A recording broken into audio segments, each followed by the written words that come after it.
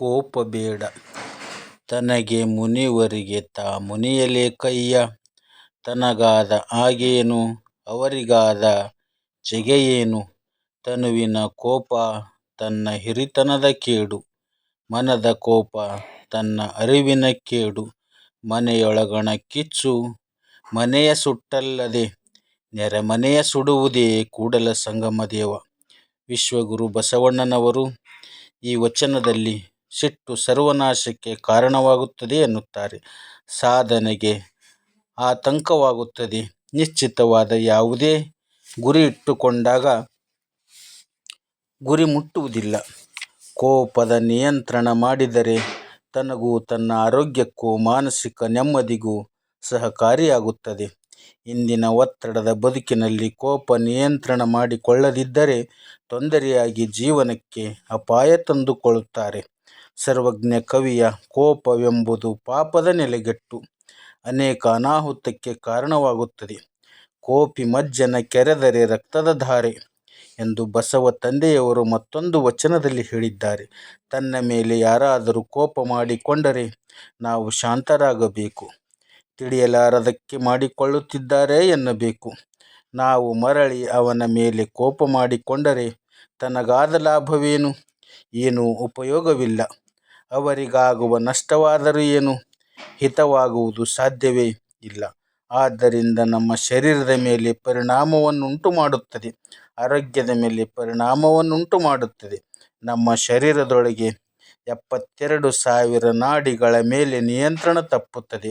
ಸಿಟ್ಟಿನ ಭರದಲ್ಲಿ ಶರೀರ ನಡುಗುತ್ತಿರುತ್ತದೆ. ಯಾವ ಪ್ರಸಂಗದಲ್ಲಿ ಒಂದು ಕ್ಷಣದಲ್ಲಿ ಏನು ಅನಾಹುತವಾಗುತ್ತದೆ ಎಂಬುದು ಅವನಿಗೆ ಗೊತ್ತಾಗುವುದಿಲ್ಲ. ಅಷ್ಟೇ ಅಲ್ಲ, ಸಮಾಜದಲ್ಲಿ ಅವನಿಗೆ ಒಂದು ಸ್ಥಾನ ಇರುತ್ತದೆ, ಗೌರವ ಇರುತ್ತದೆ.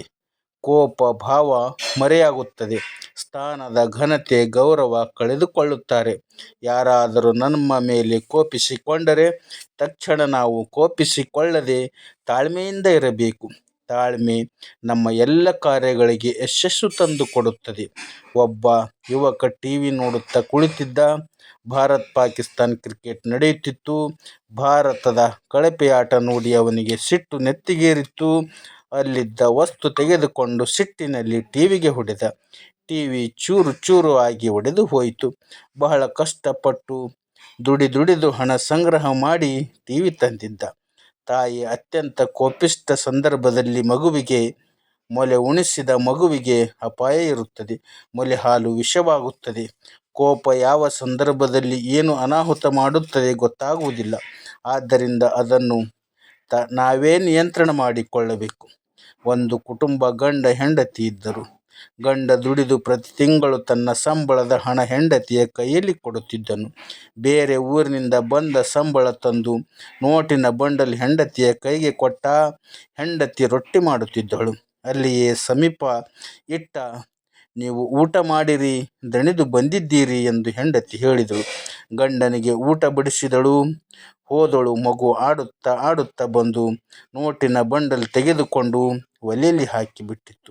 ತಾಯಿ ಬರುತ್ತಾಳೆ, ನೋಡುತ್ತಾಳೆ. ನೋಟಿನ ಬಂಡಲ್ ಉರಿದು ಬೂದಿಯಾಗಿತ್ತು. ಸಿಟ್ಟಿನಿಂದ ಮಗುವಿಗೆ ಎತ್ತಿ ಒಗೆಯುತ್ತಾಳೆ. ಮಗು ಪ್ರಾಣ ಬಿಟ್ಟಿತ್ತು. ಗಂಡ ಬಂದು ಎಷ್ಟೋ ದಿವಸ ಮಕ್ಕಳೇ ಇರಲಿಲ್ಲ, ಒಬ್ಬನೇ ಮಗನ ಜೀವ ತೆಗೆದುಕೊಂಡಿ ಎಂದು ಹೆಂಡತಿಗೆ ಹೊಡೆಯುತ್ತಾನೆ. ಆಕೆ ಒಂದೇ ಏಟಿಗೆ ಪ್ರಾಣ ಬಿಟ್ಟಳು. ಮಗು ಹೋದ, ಹೆಂಡತಿ ಹೋದಳು, ನಾನೇಕೆ ಇರಬೇಕು ಎಂದು ಅವನು ಆತ್ಮಹತ್ಯೆ ಮಾಡಿಕೊಂಡ. ಒಂದು ಕ್ಷಣದ ಸಿಟ್ಟು ಅಖಂಡ ಕುಟುಂಬ ಬಲಿ ತೆಗೆದುಕೊಂಡಿತ್ತು.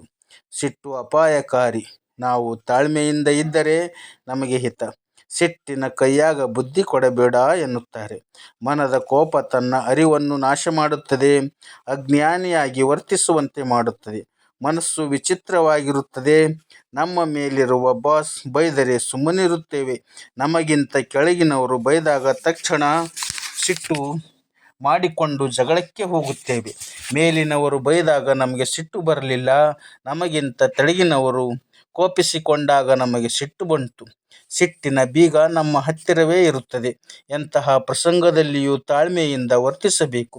ತಾಳ್ಮೆ ಬದುಕಿಗೆ ಬೆಲೆ ತಂದು ಕೊಡುತ್ತದೆ. ಜೀವನದ ಘನತೆ, ಗೌರವ ಹೆಚ್ಚಿಸುತ್ತದೆ.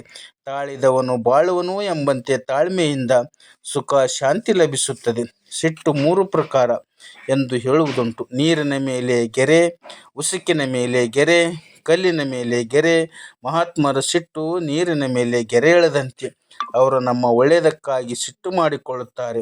ಅದರಲ್ಲಿ ನಮ್ಮ ಹಿತ ಅಡಗಿರುತ್ತದೆ. ಉಸುಕಿನ ಮೇಲೆ ಗೆರೆ ಎಳೆದಂತೆ 1-2 ದಿವಸದಲ್ಲಿ ಅದು ಮಾಯವಾಗುತ್ತದೆ.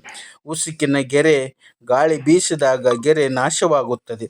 ನಮ್ಮ ಸಿಟ್ಟು 1-2 ದಿವಸದಲ್ಲಿ ಮರೆತು ಪ್ರೇಮದಿಂದ ಇರಲು ಇಚ್ಛಿಸುತ್ತಾರೆ. ಕಲ್ಲಿನ ಮೇಲೆ ಗೆರೆ ಅಪಾಯಕಾರಿ ಸಿಟ್ಟು. ಸಾಯುವ ಪ್ರಸಂಗದಲ್ಲಿಯೂ ಅವನ ಸಿಟ್ಟು ಹಾಗೆಯೇ ಇರುತ್ತದೆ. ಮಗ ನೋಡಿಕೋ, ಮಗನಿಗೂ ಸಹಿತ ಹೇಳಿ ಸಾಯುತ್ತಾರೆ. ಅದು ಅಪಾಯಕಾರಿ ಇರುತ್ತದೆ. ಸಿಟ್ಟಿನ ಅಪಾಯಗಳು ಒಂದಲ್ಲ, 100 ಇರುತ್ತವೆ. ಕೋಪ ನಿಯಂತ್ರಣ ಮಾಡಿಕೊಂಡರೆ ನಮಗೆ ಒಳ್ಳೆಯದು. ಮನೆಯೊಳಗಣ ಕಿಚ್ಚು ಮನೆಯ ಸುಟ್ಟಲ್ಲದೆ ನೆರೆಮನೆಯ ಸುಡುವುದೇ. ಮನೆಯೊಳಗಿನ ಬೆಂಕಿ ತನ್ನ ಮನೆಯನ್ನು ಮೊದಲು ಸುಡುತ್ತದೆ. ನಮ್ಮ ಕೋಪವು ಮೊದಲು ನಮ್ಮನ್ನು ಸುಡುತ್ತದೆ. ನಮ್ಮ ಮೇಲೆ ಸುಟ್ಟ ನಂತರವೇ ನೆರೆಮನೆಯ ಕಡೆ ಸಾಗುತ್ತದೆ. ಸಿಟ್ಟು ಕ್ಷಣದಲ್ಲಿ ನಮ್ಮನ್ನು ನಾಶ ಮಾಡುತ್ತದೆ. ಅದಕ್ಕಾಗಿ ನಾವು ಜೀವನದಲ್ಲಿ ಸಿಟ್ಟು ಕಡಿಮೆ ಮಾಡಿಕೊಳ್ಳಬೇಕಾದರೆ ಲಿಂಗ ಪೂಜೆ, ಧ್ಯಾನ ಮಾಡಬೇಕು.